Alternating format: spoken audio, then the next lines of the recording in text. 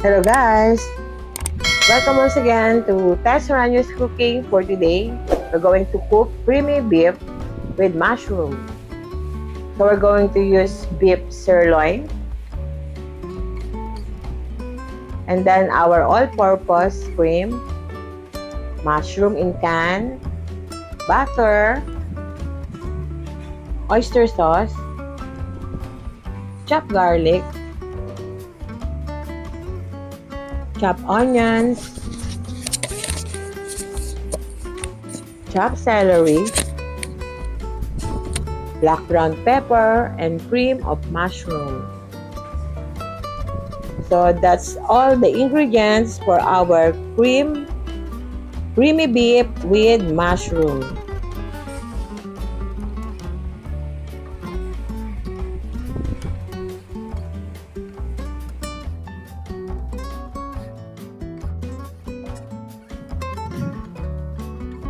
So now, let us marinate our sirloin beef.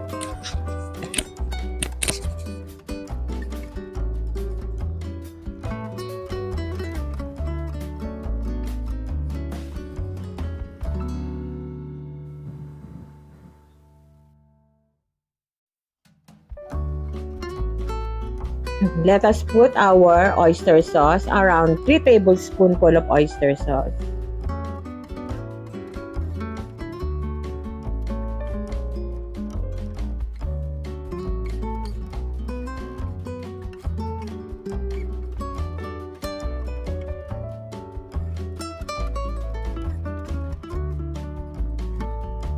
Then let us add 1 tablespoonful of black ground pepper. Give it a mix. So let us mix it well, guys.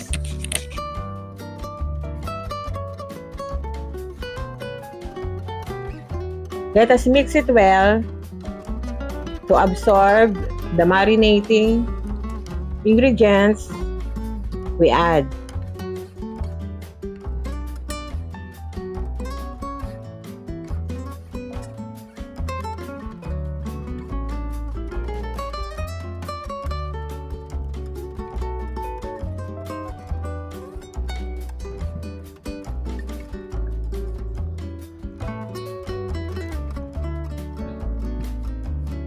After mixing,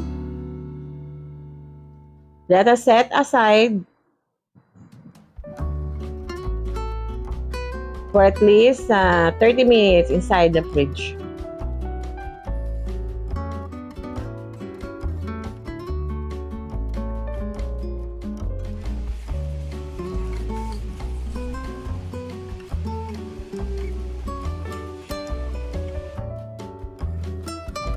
So let's start cooking, guys. So let's put our butter.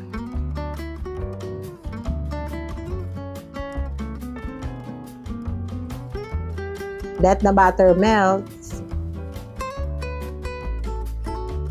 Then add a little oil.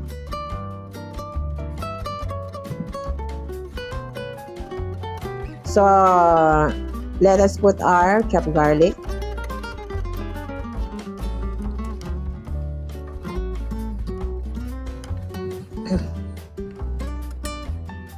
Then add our chopped onions, white chopped onions. So stir fry for a while.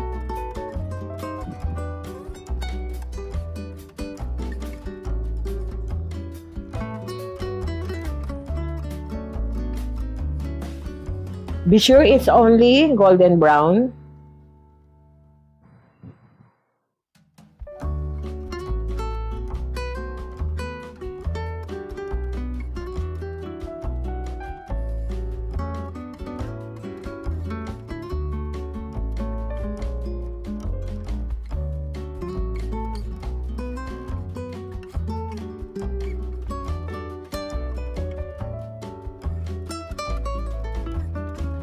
So let's add our sirloin, marinated sirloin.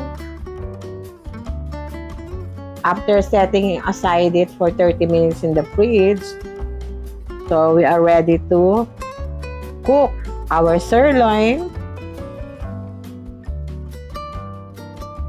in our butter, garlic, and onion mixture. So mix it well.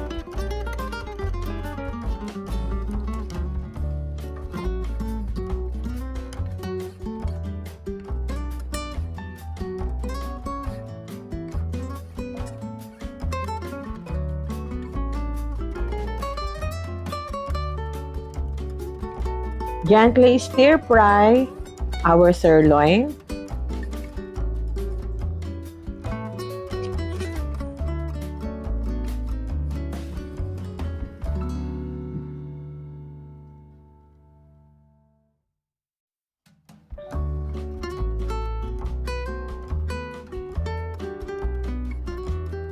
So let us cover it for a while, for around 10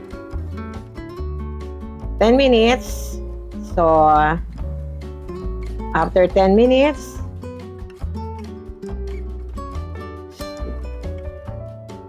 so let us put around 2 cups of water.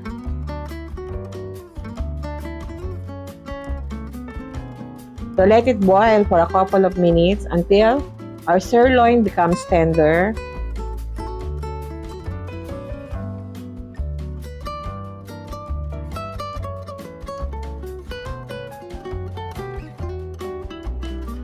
Let's cover it again and let it boil.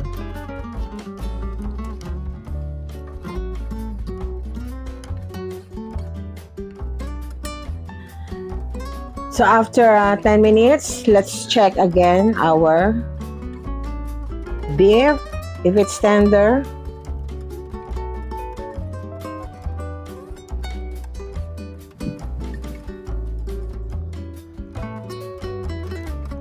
So okay na guys, our beef is already tender.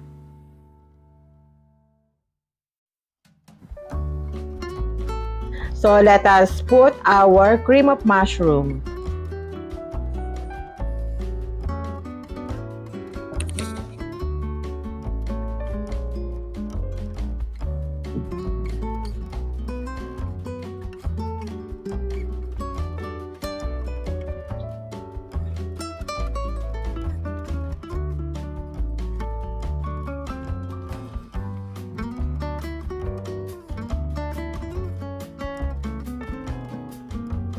Then let us add our all-purpose cream.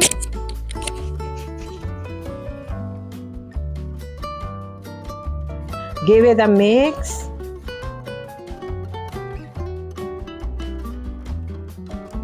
So as you can see guys, it becomes more creamier.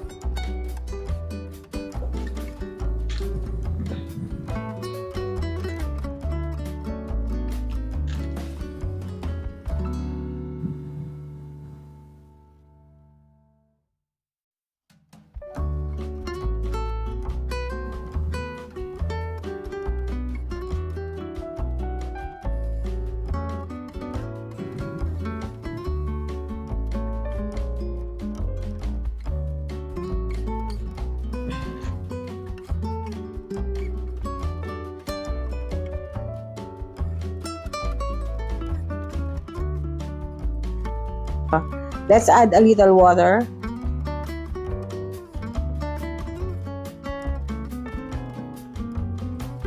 Then, let's put our mushroom.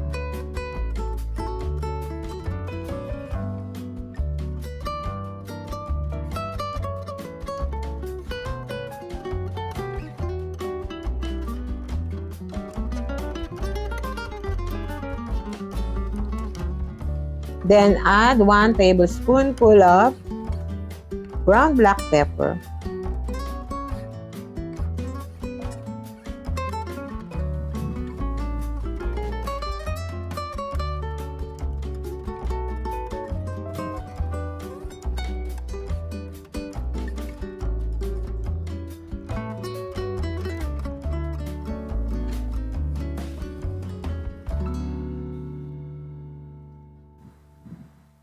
So let's taste it, guys.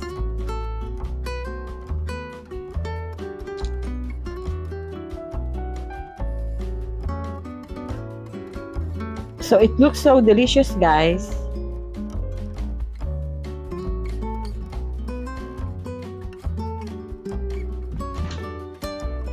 So let's have a taste again.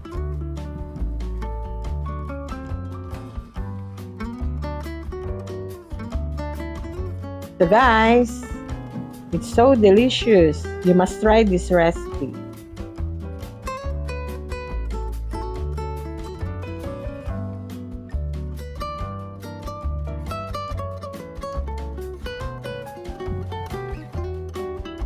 So let us put our celery, chopped celery, to add more flavor and aroma to our creamy beef mushroom. So guys, it looks so appetizing.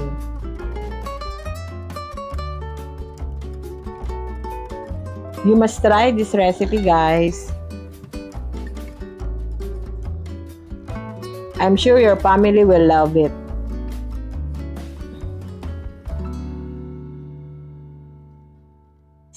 So guys, it's done. Let's put off our heat.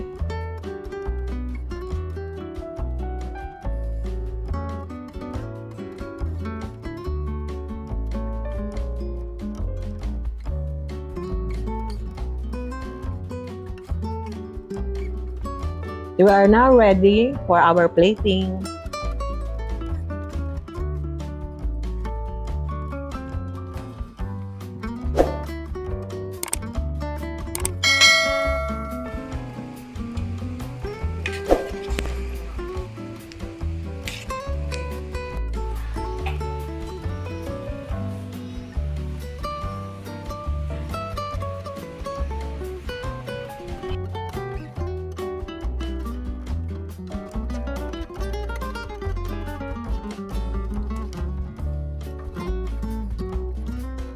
So guys, thanks for watching. Say Lucas, say bye to them.